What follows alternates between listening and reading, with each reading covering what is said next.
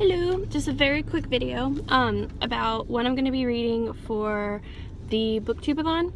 I know I'm a day late on this, but I've already started reading. I just wanted to say what I'm reading. So, first book I'm reading is Son of Man by Yi Mun-yul.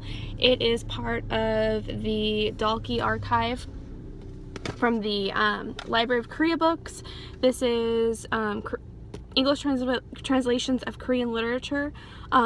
It's actually sponsored in part through the Korean government, and I was sent a bunch of these books by the publishers to read for a blog series I'm going to be doing.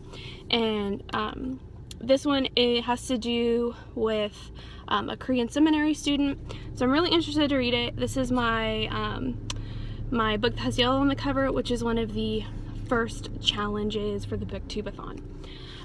The second book I am going to be reading is for the Read a Book Only After Sunset challenge, and this is The Unbeatable Squirrel Girl. This is the first one by North and Henderson, so this is the one I'm going to be reading after sunset. Graphic novels are easy to finish in 1 or 2 sittings. This one's particularly short, so I'm looking forward to reading this. I should be able to finish this tonight. I was hoping to have finished it yesterday night, but I was just a little bit too tired.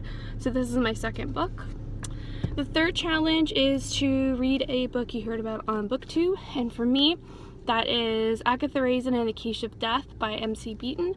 I heard about this book through Kate Howe and Leslie at Words of a Reader, and I actually finished this one last night. It was really good. I gave it 4 out of 5 stars on Goodreads, so I'm already 1 book down in the BookTube-A-Thon, so that's my next one. The next challenge number 4, was to read a book by one of your favorite authors. For me, that's After the Quake, which is a collection of short stories by Haruki Murakami. I've had this one on my currently reading list for about a year, and I haven't made as much progress. I kind of have dipped in and out, and I'm about a quarter into it, so I just kind of wanted to read the stories piecemeal throughout the week, and hopefully by the end of the week get this finished. The next one is to read a book that's older than you, and for me, that's The Shining by Stephen King. The Stanley Kubrick movie version of The Shining is one of my favorite films of all time, and I finally picked up the book because I'd heard that Stephen King really hated the Stanley Kubrick version, and I kind of wanted to see how this differentiated from the classic film that I love so much. So I wanted to read this one. This one's actually about 6 years older than me, so I've met that challenge if I finish this one. Next is to read and watch a book-to-movie adaptation, and for me, that is Christine by Stephen King. There's a movie version of it. I believe it was done in the 80s, shortly after the book came out. I've seen the movie, and I saw it a very long time ago, but I've never read the book.